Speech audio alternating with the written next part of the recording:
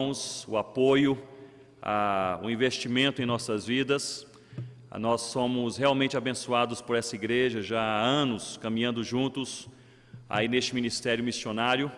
Quero aqui também destacar que o envolvimento do SEM e as cartinhas do nosso irmão Antônio Carlos, em particular, sempre chegam na hora certa. Naquele momento em que o coração está precisando de encorajamento, chega aí uma carta da IPN com palavras boas, palavra do Senhor, relatando que o SEM, a igreja, tem orado por nós e, via de regra, destacando as áreas que nós realmente precisamos. Então, eu quero aqui, no nome da Rossana, minha esposa, agradecer de coração todo o investimento, o envolvimento e o carinho dessa igreja com as nossas vidas já por tantos anos. Eu ontem destaquei, irmãos, alguns dos segmentos menos evangelizados em nosso país. Eu sei que eu já tenho repetido isto algumas vezes, mas eu gostaria de destacar uma vez mais. Tenho feito com o meu próprio coração este compromisso de relembrar a igreja brasileira quanto a algumas das áreas, dos segmentos socioculturais em nosso país menos evangelizados em nossos dias. Então, se você tem um papel, uma caneta, ou um tablet, ou um celular, não pode ligar o celular, é proibido, mas um tablet pode. Você pode anotar, então, estes segmentos. O primeiro segmento sociocultural menos evangelizado em nosso país é o segmento indígena. Das 228 etnias indígenas no Brasil, 340 grupos e subgrupos, 121 etnias indígenas permanecem sem presença missionária e sem conhecimento do Evangelho do Senhor Jesus. 121 etnias indígenas. O segundo segmento menos evangelizado é o segmento ribeirinho. O IBGE destaca que há pelo menos 35 mil comunidades ribeirinhas no norte do Brasil e dentre essas 35 mil, 10 mil não possuem nenhuma igreja evangélica entre eles ou acessível a eles.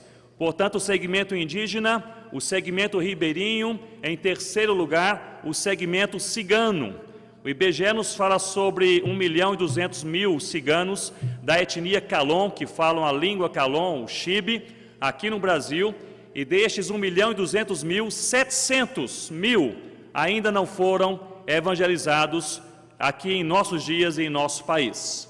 Nós temos também os quilombolas. A Fundação Palmares lista quase 2.000 comunidades quilombolas registradas, reconhecidas em nosso país. O IBGE fala sobre 3.500 comunidades de afrodescendentes que vivem de maneira mais autônoma, ou seja, os quilombolas, podendo chegar até 5.000 comunidades.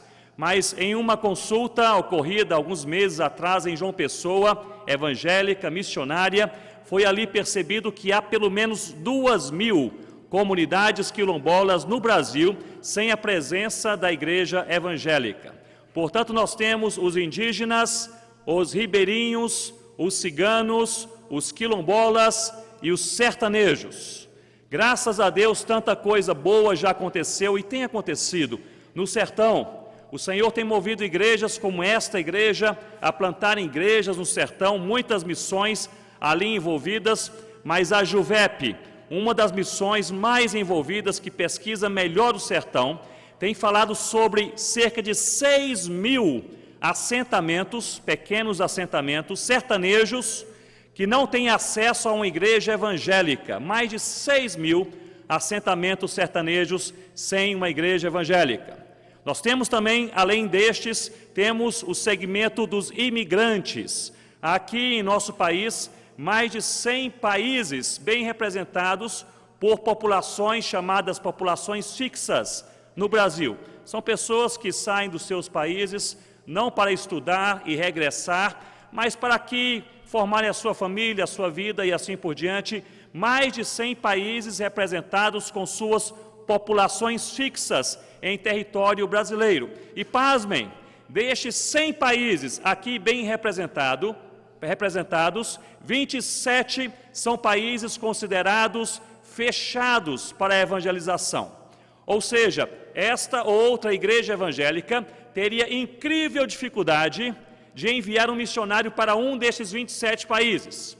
Mas parte dessas populações, parte se encontra aqui em nosso país, especialmente em 4 cidades, em São Paulo, no Rio de Janeiro, Foz do Iguaçu, e qual é a 4ª cidade? Brasília. Eles estão aqui entre nós. Meus irmãos, são estes os 6 segmentos socioculturais, ou seja, os indígenas, ribeirinhos, ciganos, quilombolas, sertanejos, imigrantes. Os 2 últimos são segmentos socioeconômicos. Quem analisou a estatística do IBGE 2010, notou claramente que a igreja evangélica, o evangelho, tem crescido no Brasil no meio dos 2 extremos. Mas estes 2 extremos menos evangelizados, em que em certas partes do Brasil há 3 vezes menos evangélicos do que em outras escalas, são os extremos, os mais ricos dos ricos e os mais pobres dos pobres. Entre estes extremos, há em algumas áreas do Brasil até 3 vezes menos evangélicos do que nas demais categorias socioeconômicas. Os mais ricos dos ricos, os grandes milionários trancados em seus condomínios de luxo e os mais pobres dos pobres embaixo dos viadutos. Então, eu gostaria de encorajar essa igreja e a você de outra igreja e a você que nos assiste pela internet a se engajar em oração, para que Deus levante, mobilize a sua igreja, missionários, homens, mulheres de Deus, para fazerem diferença, serem sal da terra e serem luz do mundo entre estes 8 segmentos dos menos evangelizados em nosso país. Para relembrarmos e termos isso bem claro em nossa mente. Primeiro segmento indígena, depois o segmento ribeirinho, o segmento cigano, temos também o quilombola, o segmento sertanejo, o segmento imigrante e os 2 segmentos socioeconômicos, os mais ricos e os mais pobres.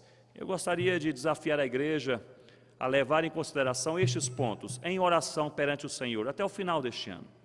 Quem sabe Deus quer usar pessoas aqui, nesta noite, para fazerem diferença entre estes que pouco ou nada ouviram do Senhor Jesus. Amém, irmãos? Vamos abrir nossas Bíblias nesta noite. Eu gostaria de lhe convidar a ler comigo um texto que se encontra na carta de Paulo aos Efésios, capítulo 6. Carta de Paulo aos Efésios, capítulo 6, leremos a partir do verso 10. Em seu livro Dinheiro, Sexo e Poder, Foster nos ensina que o problema com estes elementos não são os elementos, mas o excesso em torno deles. Ou seja, o problema com o dinheiro não é o dinheiro, mas é o excesso, a ganância. O problema com o sexo não é o sexo, mas sim seu excesso, a luxúria. E o problema com o poder também não é o poder, mas o seu excesso, que é a manipulação de outras pessoas. Na conclusão do seu livro, Dinheiro, Sexo e Poder, Foster, ele nos instrui dizendo que nós somos todos potencialmente fracos perante estas situações e estes cenários. Escrevendo essa carta, quando aprisionado em Roma, essa carta à igreja em Éfeso, Paulo vem tratar justamente deste assunto mais amplo, ou seja, a fraqueza espiritual da igreja. Paulo escreve essa carta para uma igreja que era uma igreja viva, que era uma igreja com rico conhecimento da palavra de Deus. Mas Paulo destaca aqui a fraqueza espiritual dessa igreja. E relembra essa igreja em Éfeso que havia uma grande diferença, um grande abismo entre aquilo que a igreja cria e como a igreja vivia. E Paulo aqui, meus irmãos, nos alerta sobre este grande perigo que paira sobre nós. Esta capacidade carnal que todos nós potencialmente temos de entender a palavra de Deus, muito mais do que isso, de ensinar a palavra de Deus, de cantar a palavra de Deus, de ler repetidamente a palavra de Deus sem vivê-la, de termos um discurso vazio, de termos fé sem obras, de termos convicção bíblica e teológica bem fundamentada, apologeticamente demonstrada, mas sem testemunho real de vida no Senhor Jesus, dia após dia. Paulo, portanto, ele tece comentários e instruções em todos os capítulos desta sua carta à igreja em Éfeso, e no capítulo 6 ele ensina a essa igreja. Eu gostaria que este fosse no Senhor Jesus um ensino nessa noite para o meu coração e para o seu coração, que a raiz do problema da igreja é a sua fraqueza espiritual. Fala sobre esposos que tratam mal as suas esposas, pais a filhos, patrões a empregados, e diz: o problema não é social, o problema não é econômico, tão somente filosófico, não é este o problema é fraqueza espiritual. Uma das verdades mais fantásticas que nós lemos em toda a palavra de Deus, meus irmãos, é que Deus quer nos fortalecer. Eu gostaria que você recebesse isso com palavra do Senhor nessa noite. Está diluída, pulverizada, espalhada em toda a Escritura. Deus quer nos fortalecer. Deus quer fortalecer o seu coração. Deus quer fortalecer a sua família. Deus quer fortalecer a sua casa. Deus quer fortalecer a sua fé. Deus quer fortalecer o seu relacionamento. Deus quer nos fortalecer. E Paulo, nesse capítulo 6, nos fala justamente sobre isto, para sermos fortalecidos no Senhor. Fiquemos de pé para lermos juntos a palavra de Deus. Efésios capítulo 6, nos diz assim: finalmente, em algumas versões, quanto ao mais, a tradução aqui mais literal seria finalmente, ou seja, depois de tudo isso, finalmente, sede fortalecidos no Senhor e na força do seu poder. Podemos repetir juntos essa frase? Sede fortalecidos no Senhor e na força do seu poder. Uma vez mais, sede fortalecidos no Senhor e na força do seu poder. Revesti-vos de toda a armadura de Deus, para poderdes permanecer firmes contra as ciladas do diabo. Porque a nossa luta não é contra o sangue, nem contra a carne, mas sim contra os principados e potestades, os dominadores deste mundo tenebroso, contra as forças espirituais do mal nas regiões celestes. Finalmente, sede fortalecidos no Senhor. Oremos, irmãos. Ó Pai, nós temos a Tua palavra perante nós. É palavra do Senhor, nós a lemos com reverência, mas também nós a lemos com expectativa. Se por um lado nós sabemos que em tudo nós dependemos do Senhor, por outro lado, nessa dependência do Senhor, nós vivemos nesta santa expectativa do Senhor a cada dia, fazer alguma coisa nova e boa em nossas vidas. Nós fazemos como igreja aqui reunida, uma oração ao Senhor em nome de Jesus. Que o Senhor nos fortaleça nas áreas de fraqueza, nos fortaleça quando estamos abatidos, nos fortaleça quando a nossa fé está, ó Deus, trêmula, nos fortaleça quando os pensamentos que pairam em nossa mente não te agradam, nos fortaleça nos nossos relacionamentos, nos fortaleça nas nossas famílias. Deus, nós rogamos ao Senhor e fazemos isso em nome de Jesus, que o Senhor nos fortaleça nessa noite, em nome do Cordeiro Jesus, amém, ó Deus. Podem se assentar, irmãos, mantenham comigo, por favor, as suas Bíblias bem abertas em Efésios, no capítulo 6. Nós somos todos potencialmente fracos, potencialmente. Se nós não estamos fracos, mas somos potencialmente fracos. Na palavra de Deus e no contexto dessa carta de Paulo à igreja em Éfeso, ele nos fala que nós somos fracos e experimentamos 4 tipos de fraquezas. Primeiramente, a fraqueza moral, e nós a experimentamos constantemente. Ou seja, nós não precisamos nos esforçar para pecar. Não é isso, irmãos? Para pecar, você não precisa acordar em um dia, abrir a sua agenda e escrever: hoje eu vou pecar, e intencionalmente se esforçar para pecar. Não é assim que acontece, porque nós somos potencialmente fracos, é da nossa natureza carnal, caída, humana, pecar. Portanto, essa fraqueza moral nos assedia, nos acompanha. O que não é natural é a santidade. O que não é natural é não cair perante a fraqueza moral. E nós sabemos, somos como igreja chamados para andar nesse caminho que não é o caminho natural. Neste caminho que é o caminho de Deus, o caminho do fortalecimento. Nós somos potencialmente fracos e experimentamos de maneira recorrente essa fraqueza moral. Mas não apenas a fraqueza moral, também a fraqueza física. Nós éramos jovens, vocês que ainda são jovens, amanhã vocês não serão ainda tão jovens assim.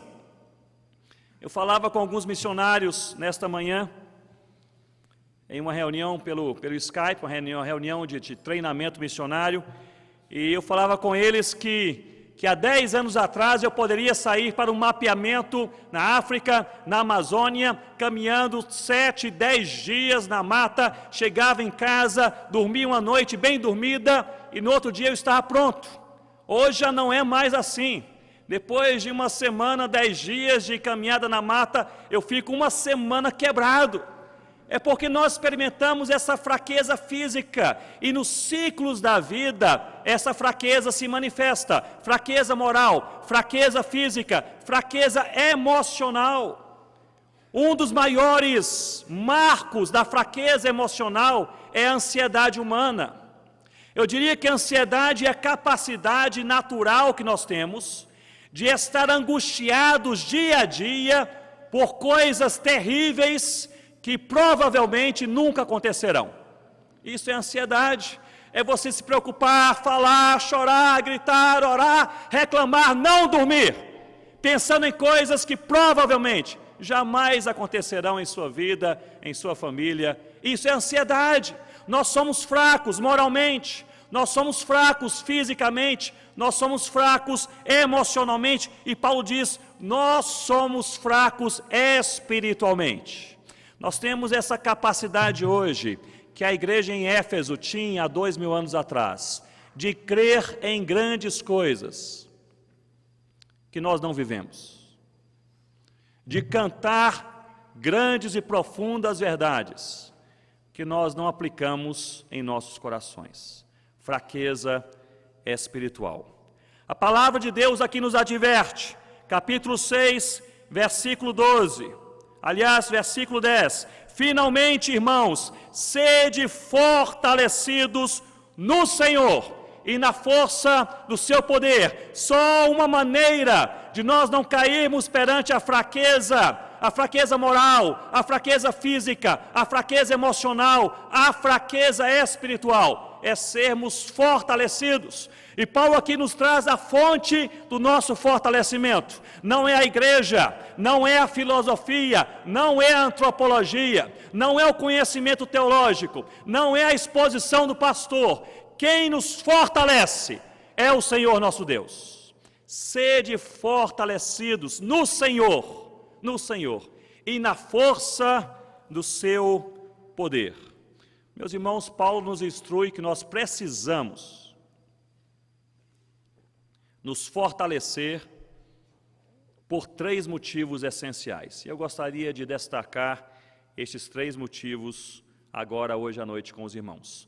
Em primeiro lugar, nesses versículos que nós lemos, ele diz que nós precisamos nos fortalecer no Senhor para não cairmos perante as ciladas do diabo. Olhem comigo aqui os versículos 11 e o versículo 12. Diz, aqui revestivos de toda a armadura de Deus, para poderdes, não é para qualquer coisa, mas para poderdes ficar firmes contra as ciladas do diabo. Versículo 12, porque, irmãos, a nossa luta não é contra o sangue e contra a carne, mas a nossa luta é contra o diabo. Ou seja, irmãos que não se fortalecem no Senhor, caem nas armadilhas do diabo. É simples assim. O diabo, ele observa o inimigo das nossas almas, ele observa e, via de regra, nos ataca nas áreas de fraqueza. Raramente nós vemos o inimigo nos atacando nas áreas em que somos fortes. Geralmente somos atacados preferencialmente nas áreas de fraqueza, nas áreas em que somos fracos. A solução bíblica é esta: fortalecei-vos no Senhor. Aquele canal, Discovery Channel, há algum tempo atrás, alguns meses atrás, apresentou um programa interessante, para quem gosta, não é? Nessa área sobre comportamento animal, falando sobre predadores que atacavam, especialmente leões, que atacavam aquelas manadas de búfalos na África do Sul e no sul do continente africano em geral. E cientistas descobriram que leões passam um bom tempo, às vezes horas, observando aquela manada de búfalos. E eles tentaram descobrir o motivo, a razão dessa observação. Parece que não havia uma razão óbvia. Eles poderiam atacar a qualquer momento, mas esperavam horas e horas escondidos, aqueles predadores observando aqueles búfalos. E depois atacavam e conseguiam matar, derrotar e depois consumir aqueles búfalos no meio de toda a manada. Cientistas começaram a analisar os búfalos que eram mortos pelos leões. E descobriram que, geralmente, aqueles que eram atacados e mortos eram os mais fracos. Ou eram novos demais, ou eram velhos demais, ou eram enfermos demais. E isso mostra que este predador, que este leão, ao observar, não está apenas passando tempo, talvez aguardando um momento, mas está à procura de fraquezas. Da mesma maneira, é o inimigo das nossas almas. Ele está ao nosso redor, diz a palavra de Deus, como um leão, como um predador, observando, mas não está apenas à procura ou em observação geral da igreja de Deus, ele está à procura das nossas fraquezas. A solução bíblica não é esconder as fraquezas, não é maquiar as fraquezas. A solução bíblica é apenas uma: fortalecei-vos todos juntos, fortalecei-vos no Senhor e na força do seu poder. Foi fraco, irmãos, vamos lá novamente. Fortalecei-vos no Senhor e na força do seu poder. Em primeiro lugar, para não cairmos na armadilha do diabo. Em segundo lugar, para resistirmos no dia mau. Olhem comigo o versículo 13 que nós já lemos, e diz assim: portanto, irmãos, tomai toda a armadura de Deus, para que possais resistir no dia mau. A palavra de Deus traz um trato todo especial quanto ao dia mau. Porque nós aprendemos na palavra que há dias bons, mas há também dias maus. Que há dias em que nos sentimos espiritualmente fortalecidos. Não é isso, irmãos? Dias que nós acordamos, parece que nós estamos cheios de Deus e nós pensamos: o que Deus falar, eu obedecerei. E há dias que nós já acordamos enfraquecidos, abatidos, angustiados. A nossa fé precisa ser renovada. Há dias em que nós louvamos a Deus de coração, e há dias em que apenas o murmúrio e o descontentamento tomam conta da nossa alma. Há dia bom e há dia mau, há dia de angústia e dia de alegria, há dia de tristeza e dia de júbilo, e assim é o caminho da humanidade, assim é o nosso caminho. Nós não vivemos em uma caminhada estática, nivelada. Nós vivemos em uma caminhada, meus irmãos, de altos e baixos. Uma caminhada em que ora experimentamos a força, ora estamos enfraquecidos. A proposta do Senhor é esta: sede fortalecidos. A expressão grega aqui traduzida mais literalmente seria: sede fortalecidos de maneira continuada. Ou seja, nós precisamos nos fortalecer no Senhor todos os dias, todos os dias. O Salmo 34, o salmista nos fala sobre o desafio que Deus faz ao seu povo, que somos nós, de louvar a Deus. E ele diz: louvarei ao Senhor todo o tempo. Todo o tempo. Este é o desafio de nós louvarmos ao Senhor todo o tempo, no dia bom e no dia mau, no dia em que estamos com saúde e quando a enfermidade bate a porta da nossa casa, quando estamos com um bom emprego e quando o desemprego chega à nossa vida, quando estamos animados, mas também quando estamos abatidos, quando somos elogiados e quando somos de maneira terrível criticados.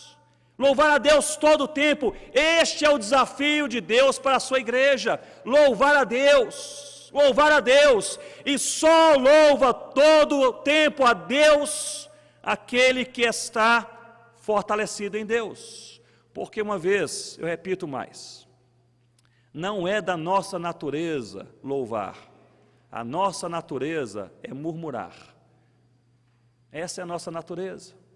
Nós não precisamos nos esforçar para o murmúrio. Estou certo, irmãos? E isto ocorre em todas as culturas.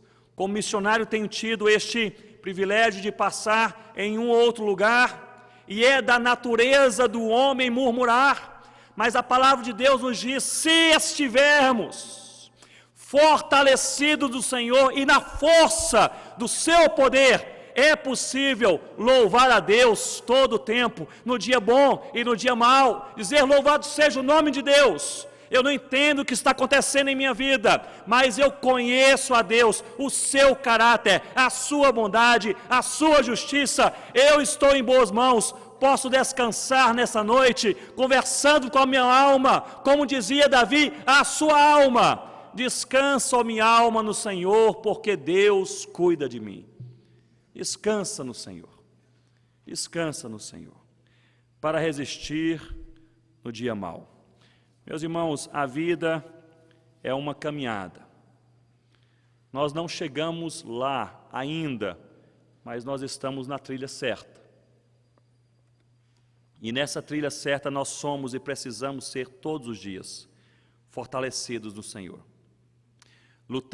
Martinho Lutero, citado no livro Glory to Glory, ele nos diz algo tremendo, nos diz assim: esta vida não é justiça, mas crescimento em justiça, não é saúde, mas cura, não é ser, mas se tornar, não é descansar, mas exercitar, ainda não somos o que seremos, mas estamos prosseguindo nessa direção, o processo ainda não está terminado, mas vai prosseguindo. E eu gosto dessa parte: não é o final, mas é a estrada. Todas as coisas ainda não brilham em glória, mas todas as coisas vão sendo purificadas. Nós estamos na caminhada, e nessa caminhada nós precisamos ser fortalecidos no Senhor. Meus irmãos, olhem para mim nesse momento para pensarmos juntos. Jovem, você que está com um namoro que desagrada a Deus, imoral, eu lhe digo em nome do Senhor Jesus, você não vai resolver essa situação em sua vida de outra forma, a não ser aos pés do Senhor Jesus. Casais, vocês que estão com problemas maiores do que vocês, pensando não tem mais jeito, chegamos ao final, não tem solução. Vocês não resolverão seus problemas apenas com aconselhamento, bons livros, boas mensagens. Vocês resolverão esses problemas apenas aos pés do Senhor Jesus. Você que tem dúvida em sua mente quanto à fé no Senhor, você que tem uma angústia no coração, do tamanho de todo o seu coração, esses problemas só serão resolvidos aos pés do Senhor, porque é ali, irmãos, que nós seremos fortalecidos. Meia hora aos pés do Senhor Jesus nos fortalece para uma longa caminhada. Portanto, Paulo nos instrui, sejamos fortalecidos, em primeiro lugar, para não cairmos nas ciladas do diabo, em segundo lugar, para resistirmos no dia mau, e por fim, em terceiro lugar, para fazermos o evangelho conhecido. É obra missionária, é a missão da igreja. Olhem comigo que no versículo 19, que nós não lemos, mas no versículo 19, Paulo ele fala sobre a oração, ele diz orando, e pede oração também por ele, e diz, orem também por mim, para que me seja dada, no abrir da minha boca, a palavra, para com intrepidez fazer conhecido o mistério o que, irmãos? Do Evangelho, ou seja, se enfraquecidos, nós não iremos frutificar. É simples essa compreensão. Quando enfraquecidos, não frutificamos. Para frutificarmos, para pregarmos, para influenciarmos, para sermos sal da terra e luz do mundo, para nos envolvermos com as coisas de Deus, nós precisamos estar fortalecidos no Senhor e na força do seu poder. Todos nós já estivemos ou já fomos ao hospital alguma vez. E lá encontramos pessoas enfermas, tremendamente abatidas, enfraquecidas. Essas pessoas não têm condições de cuidar de outros enfermos, outros doentes. Essas pessoas não conseguem cuidar nem da própria vida e da própria saúde. Precisam de um atendimento profissional, de médicos, de enfermeiros, auxiliares que estão ali. Isso porque esta é uma regra universal. Pessoas enfraquecidas não trabalham, pessoas enfraquecidas não frutificam. Portanto, para nós darmos glória a Deus e cumprirmos a nossa missão e falarmos Jesus, nós precisamos nos fortalecer. Se nós não queremos nos fortalecer pela nossa própria vida, devemos pelo menos nos fortalecer para cumprirmos a nossa missão. No ano passado, Rossana e eu estivemos no norte da Índia, sul do Paquistão, dando um treinamento missionário, vários missionários estrangeiros, também missionários indianos, e havia este missionário indiano, um homem simples, meia-idade, Joshua. O Joshua era um homem de Deus, estava ali fazendo um treinamento na área de plantio de igrejas, mas já era um plantador de igrejas. Com o seu testemunho, ele impactou as nossas vidas. Um homem que recebe um sustento missionário, $100 por mês, para sustentar a ele, a sua família e o seu ministério, $100 por mês. Um homem com alegria, contentamento no Senhor. Um homem que veio para aquele treinamento para encontrar ferramentas novas para continuar seu ministério. E eu perguntei ao Joshua, onde ele trabalha? Ele disse, trabalho logo no sul ali do Paquistão, e eu estou evangelizando 12 vilas. E como é essa dinâmica missionária? Ele diz, olha, eu estou orando ainda por uma bicicleta, mas enquanto não tenho a bicicleta eu vou a pé. E ele tinha sandálias gastas. E ele disse, graças a Deus, passou por aqui um missionário um tempo atrás e me deu essas sandálias. E eu vou a pé. E eu passo por aquelas 12 vilas. Passo ali cerca de 2 semanas em cada vila. Então ele gasta 6 meses por ano naquelas vilas, totalmente fechadas para o Evangelho. Locais islamizados onde o cristão não é bem-vindo. E ele disse, olha, eu passo 2 semanas em cada lugar. Já há mais de 3 anos que eu faço esse trabalho. No primeiro ano, eu passei em cada vila e fui expulso de todas elas. E não conseguia dormir na vila, eu tinha que dormir ao relento. E durante então os dias, eu tentava ali visitar uma pessoa ou outra e não fui aceito. No segundo ano, eu fui expulso de algumas delas, mas algumas abriram as portas para que eu pudesse conversar sobre Cristo com as crianças. No terceiro ano, estas que abriram as portas, por meio das crianças, os pais também chegaram. Hoje, eu já tenho onde dormir nessas vilas. Um homem que dedica a sua vida, caminhando, com sandálias gastas, nem bicicleta tem, deixando a sua família 6 meses por ano para evangelizar aqueles que nada ouviram do Senhor Jesus. E aí, depois de uns 2 ou 3 dias convivendo com este Joshua, eu comecei a pensar, qual é o segredo deste homem? Eu também quero ter este ardor missionário. Qual é o segredo deste homem? E depois eu comecei a perceber, meus irmãos, ele estava fortalecido no Senhor. Fortalecido. Comumente em suas conversas, ele dizia, hoje pela manhã, quando minha esposa e eu estávamos naquela hora que todo dia nós dedicamos a Deus para buscá-lo antes do sol raiar. Ele estava fortalecido no Senhor. Encontrando a sua esposa, que não tem o marido por perto, 6 meses por ano, ali caminhando por lugares inóspitos, sem saber se ele voltará em segurança, aquela mulher com um sorriso nos lábios, fortalecida no Senhor. E eu perguntava a ela, minha irmã, como é a vida em família, com 4 filhos, quando o marido está ausente 6 meses por ano, em regiões tão áridas. E ela disse, pastor, sentimos tremenda saudade quando ele parte, mas nós sabemos que Deus está conosco, e Deus nos visita de maneira especial quando ele está ausente. E aí, conversando, por fim, com Joshua, eu disse, Joshua, quero levar o seu exemplo no meu coração, para a minha vida. Qual é o seu segredo, meu irmão, para esta vida de fé, de dedicação missionária? E o Joshua respondeu, meu pastor, Deus é a minha força. Foram estas as suas palavras, meu pastor. Não falou sobre sustento, não falou sobre necessidade, não falou sobre apoio humano. Ele disse, meu pastor, Deus é a minha força. Sermos fortalecidos no Senhor, para não cairmos na cilada do diabo, para resistirmos no dia mau e para proclamarmos o Evangelho do Senhor Jesus. 3 enormes, essenciais, fundamentais razões para nós sairmos daqui hoje à noite dizendo, Deus, o Senhor seja a minha força, o Senhor me fortaleça, o Senhor me encoraje a eu buscar a força no Senhor.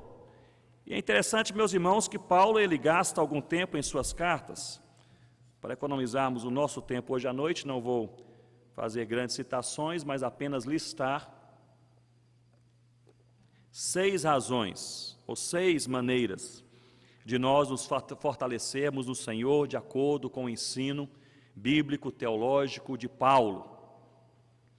Se fôssemos discorrer sobre cada uma delas, seria um culto com comba, não é? Daquele que vai começando e vai terminando, não é? Eu digo que o culto na África não começa nem termina, ele vai começando e depois ele vai terminando. Então quem chegou, o culto é marcado pela manhã, quem chegou às 7 horas da manhã, chegou na hora certa, quem chegou às 11 horas, chegou na hora certa, mas também o culto não tem hora para terminar. 5 horas da tarde, o pessoal está lá, quem chegou, volta para casa, volta para a igreja, e aí vai começando e terminando. Mas como não somos com comas, deixe-me apenas listar, senão ficaremos aqui ainda muito tempo. Meus irmãos, 6 maneiras de nos fortalecermos no Senhor. Em primeiro lugar, orar. Orar. Paulo, em suas cartas, ele ora, ele diz que está orando, ele pede oração e ele ensina o povo a orar. Já notaram isso? Às vezes ele narra a sua oração, e eu oro pelos irmãos, e ele ora escrevendo em oração. Primeira maneira de nos fortalecermos no Senhor, orar. Segunda maneira, ler a palavra de Deus. Meus irmãos, não negligenciemos a nossa vida devocional. Todo crente, e eu repito, todo crente precisa ter um momento de oração e de leitura da palavra todos os dias. Nós precisamos nos fortalecer. Primeira maneira, orar. Segunda, ler a palavra. Terceira, não caminhar sozinho. Paulo lista em suas cartas 32 colaboradores. Eram pessoas mais chegadas, pessoas que caminharam com Paulo. Se você está enfraquecido, não caminhe sozinho. Chame um irmão, chame um amigo para orar com você, te encorajar, ler a palavra com você. Abra seu coração, não caminhe sozinho. orar, ler a palavra, não caminhar sozinho. Quarto lugar, buscar o fruto do Espírito e fugir das obras da carne. Buscar o fruto do Espírito e fugir das obras da carne. Quando nós buscamos o fruto do Espírito, nós nos tornamos mais amorosos. Nós nos tornamos mais pacientes, mais longânimos, mais benignos. A nossa vida muda. A palavra de Deus nos ensina que é parte do fruto do Espírito, tanto a paciência quanto a longanimidade. E essas duas partes do fruto do Espírito estão interligadas. A paciência é aquela tolerância que você e eu devemos ter quando alguém ou alguma coisa se lança em confronto a nossas ideias, preferências, jeito de ser e assim por diante. Isso é paciência, é essa tolerância perante o confronto. E sabem o que é longanimidade? A palavra grega é epithymia, que é traduzida por longanimidade, significa fôlego profundo. A ideia é daquele mergulhador que ele pula então no rio, ou digamos hoje na piscina, em uma competição, e ele está mergulhando, e ele ali segurou o seu fôlego, ele mergulha 2 metros, 5 metros, 10 metros, e quando ele não está aguentando mais, ele ainda vai outros 5 metros. Este extra é o fôlego profundo, é a epithymia, ou seja, longanimidade é aquilo que nós usamos quando a paciência acaba. Quando você está impaciente com seu marido, com a sua esposa, com o seu filho, com o desconhecido, com o seu patrão, com o seu empregado, com o seu professor, quando a paciência esgota e você diz, não tenho mais paciência, aí começa a longanimidade. Começa. Aí você tem mais 5, 10 metros de mergulho pela frente. Aí que vai a segunda milha. Aí que está a virar a outra face. Aí que está o perdão em nome do Senhor Jesus. Portanto, buscar o fruto do Espírito e fugir das obras da carne. Quinta maneira de nós nos fortalecermos no Senhor, simplificar a nossa vida. Simplificar a vida. Meus irmãos, por vezes, nós estamos enfraquecidos porque a vida se tornou por demais complexa. Por demais complexa. Nós queremos fazer tudo, a toda hora. Nós queremos ter coisas que nós não precisamos. Dr. Russell Shedd, quando foi abordado certa vez, ele foi perguntado se ele gosta de visitar o shopping center. Ele diz, eu gosto muito de visitar o shopping center para ver tantas coisas das quais eu não preciso. E é isto. Nós temos a capacidade carnal de gastar dias, semanas por ano, pensando em um modelo novo de celular que a gente nem precisa.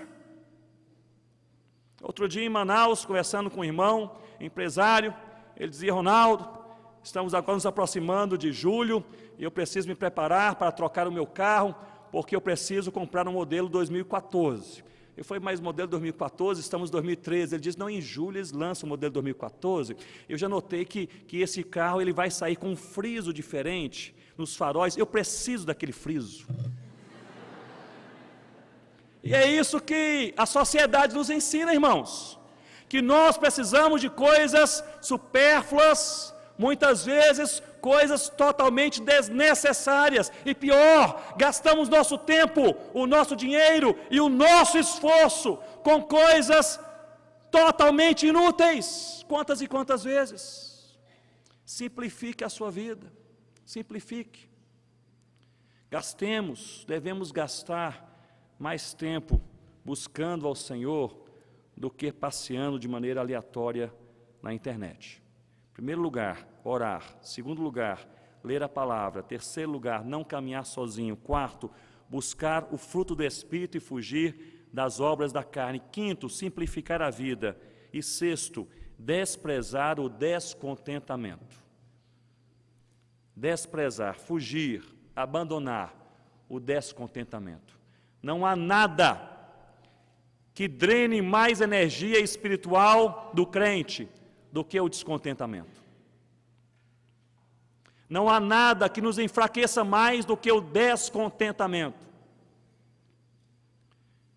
E não há nada que nos fortaleça mais do que nós louvarmos ao Senhor todo o tempo. Todo o tempo. Meus irmãos, a importância do louvor não é apenas uma importância cultica, litúrgica, momentânea. O louvor fortalece a nossa alma, porque ao louvar a Deus no dia bom e no dia mau, nós estamos falando, eu não conheço as circunstâncias da vida, eu não sei o que me aguarda amanhã, mas eu conheço o Senhor, meu Deus, e eu confio no Senhor. Fortalecido estou no Senhor, louvado seja o teu nome. Seja o que houver, aconteça o que acontecer, não sei onde estarei amanhã, mas Deus está no meu amanhã. Não sei o que me aguarda o resultado daquele exame, mas Deus está controlando a minha saúde. Eu não sei qual vai ser o final na história dos meus filhos, mas Deus é Senhor dos meus filhos. Portanto, eu louvo o nome do Senhor pelo que eu conheço e pelo que eu desconheço, porque uma coisa eu sei, Deus é bom e Ele cuida de nós. Fuja do descontentamento, fuja do descontentamento. Pessoas que acordam pela manhã descontentes, pessoas que têm tantos motivos de louvor a Deus, mas só sabem dia a dia proferir murmúrio, descontentamento. Tem saúde, tem família, tem casa, tem emprego, tem fé, tem salvação, tem igreja, mas só sabem reclamar, murmurar, transmitir descontentamento. Estava em um congresso outro dia com um amigo, entrei naquele congresso, cheguei atrasado, sentei-me no último banco, ele sentou-se ao meu lado. Depois de 5 minutos ele me disse: Ronaldo, eu fico assim envergonhado com esses congressos, o pessoal não sabe organizar congresso. Isso foi em Águas de Lindóia. Eu disse: mas estávamos lá 5 minutos, o que você viu nesse congresso de tão terrível assim? Ele disse: olha, está vendo aquele holofote, foi colocado a 3 metros do pregador, o pessoal não sabe, não entende o holofote, o som mais agudo naquela caixa do que nessa caixa, as cadeiras mal posicionadas, você tem que posicionar uma cadeira, não atrás da outra, mas de maneira que todos tenham essa visibilidade, ou seja, um congresso muito mal organizado. Meus irmãos, em 5 minutos, ele tinha pelo menos 5 queixas. E esta é a natureza do meu coração também e do seu coração. Não se engane, é da nossa natureza. Nós precisamos dizer ao Senhor: Deus, me fortaleça, para que eu não murmure por coisas terríveis, necessárias. Deus, me fortaleça, para que eu louve ao Senhor todo o tempo. Todo o tempo. O Senhor é a nossa força. Todos juntos? O Senhor é a nossa força. Eu gostaria, portanto, irmãos, de concluir dizendo que Davi também encontrou forças no Senhor. E lendo a história de Davi, o momento da sua vida mais impactante para mim, foi um momento descrito na 1 Samuel, capítulo 30, versículo 6, depois você lê em casa, se quiser. Mas Davi havia chegado de uma batalha feroz com seus amigos, e chegou perante a cidade que ele habitava naquela época, chamada Ziclac. E encontrou essa cidade queimada, os inimigos, na ausência de Davi e dos seus demais companheiros, soldados. Eles invadiram a Ziclac, eles queimaram a cidade e eles sequestraram todas as pessoas da cidade. Então Davi chega cansado, exausto da batalha, chega perante os muros da sua cidade, a cidade está queimada, ela foi totalmente saqueada, foi levada toda a riqueza, e pior, levaram todas as famílias, as mulheres e as crianças que estavam naquela cidade. Como se a situação não fosse difícil o suficiente, os homens de Davi se revoltaram com Davi, porque ele havia levado os homens todos para a batalha. E os homens, seus amigos, começaram a falar em apedrejá-lo. E Davi então cai com seus joelhos em terra. Para mim este é um momento emblemático na vida de Davi.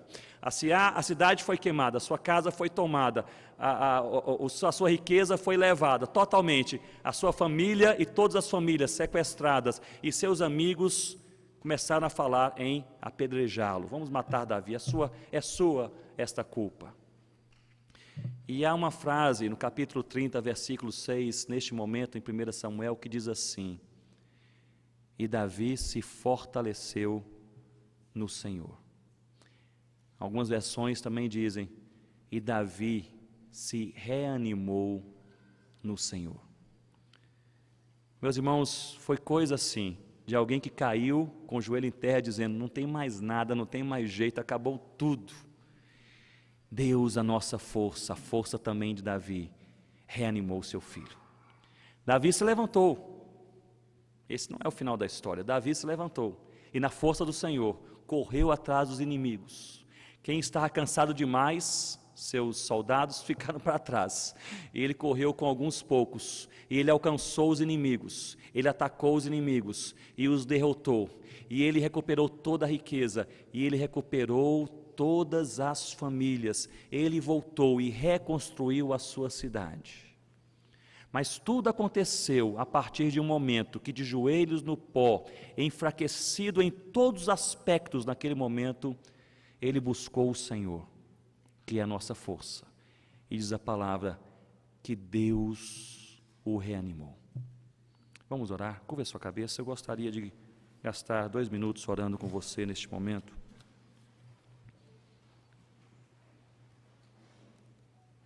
Eu gostaria de orar por aqueles que estão enfraquecidos nesta noite. Irmãos, nós estamos em casa, estamos todos na mesma situação, igualmente dependentes da graça de Deus em nossas vidas, igualmente dependentes. Não há ninguém aqui que em si seja forte, naturalmente forte, precisamos de Deus.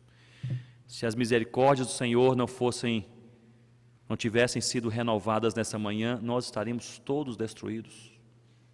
Mas elas se renovam a cada alvorecer. Mas há momentos em que estamos particularmente fracos. E sentimos isto. E nesses momentos nós podemos, como igreja, orar uns pelos outros.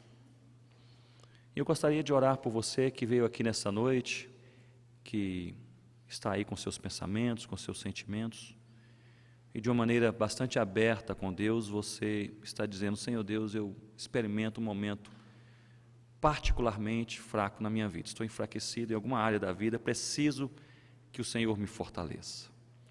Se é este o teu caso, eu gostaria de orar com você e como igreja pudéssemos orar juntos.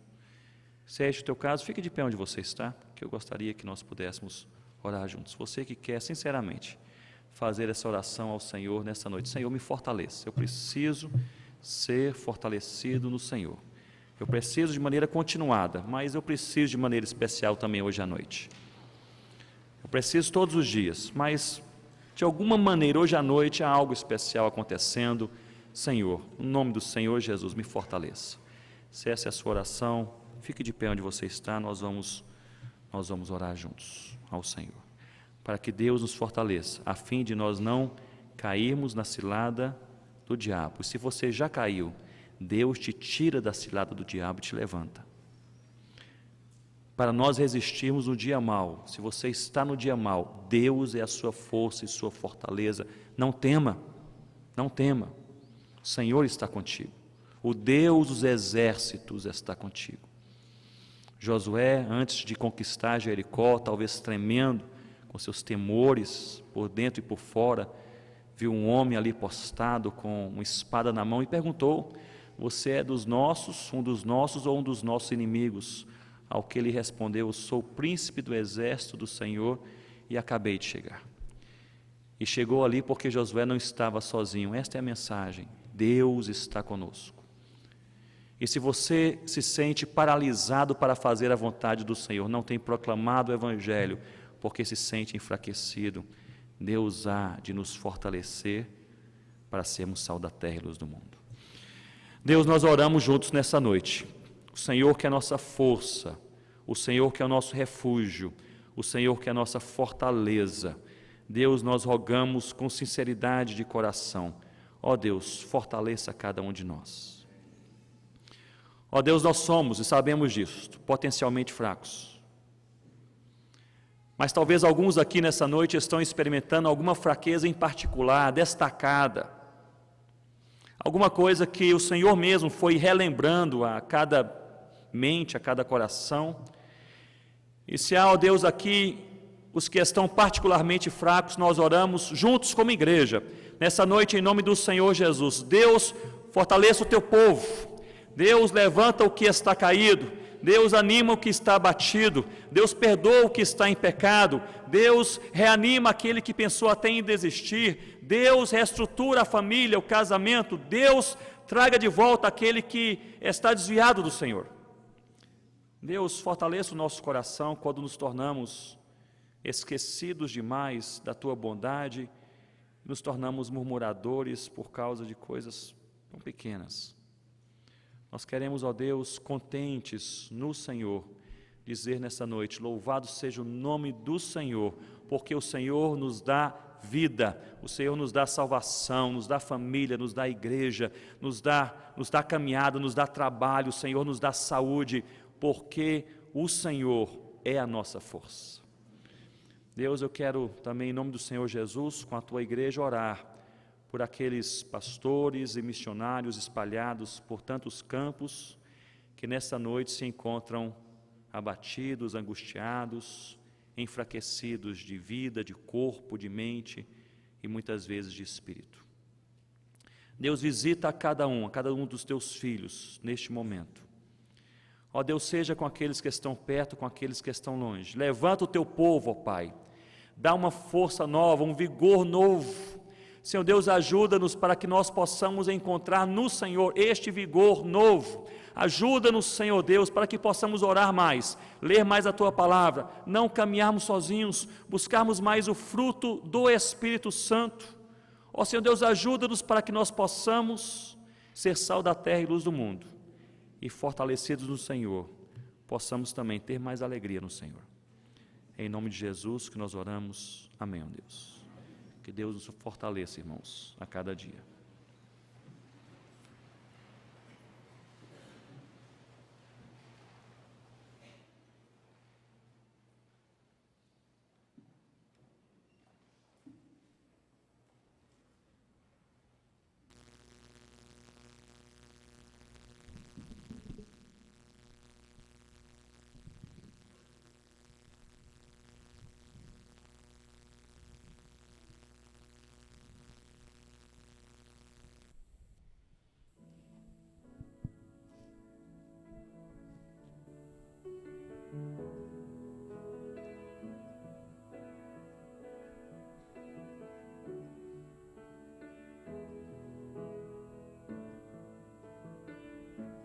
Em mais gasto